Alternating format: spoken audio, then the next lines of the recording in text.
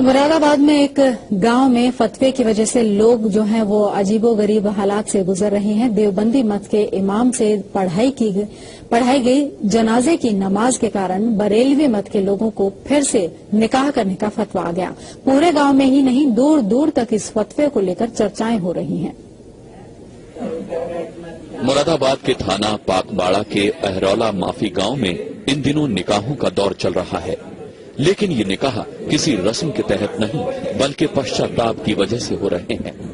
دراصل پریشانی تب شروع ہوئی جب 11 اگست کو گاؤں کے بزرگ ماسٹر نزاکت حسین ترک کی نماز جنازہ عبدالمحمد نے پڑھا دی۔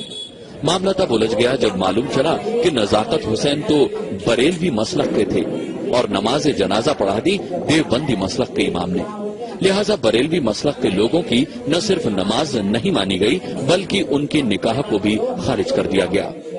جن لوگوں نے اس دیوبندی خیالات کے شخص کے پیچھے نماز پڑھی ہے تو ان کے نکاح جو ہیں وہ ٹوٹ گئے، ان کو دوبارہ اپنی بیویوں سے نکاح پڑھنا چاہیے۔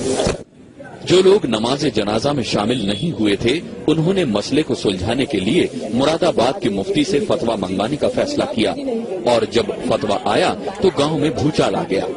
فتوے میں دیوبندی مسلک کے امام کے پیچھے نماز پڑھنے کو ناجائز تو قرار دیا ہی گیا، نماز پڑھنے والے بریلوی مسلک کے لوگوں کو دوبارہ نکاح پڑھنے کی ہدایت بھی دے دی گئی۔ ظاہر ہے کہ جب اس نے کفر کے عقیدے رکھنے والے کے پیچھے نماز پڑھی، آیا وہ کوئی بھی ہو تو اس کی نماز نہیں ہے، اور جان بوجھ کر اس نے ایسا کیا ہے تو وہ بھی اسی زمرے میں داخل ہے، اس لیے اس کو دوبارہ کلمہ پڑھنا ہوگا، اور اگر نکاح ہے تو وہ ٹوٹ گیا، پھر سے دوبارہ نکاح کرنا ہوگا۔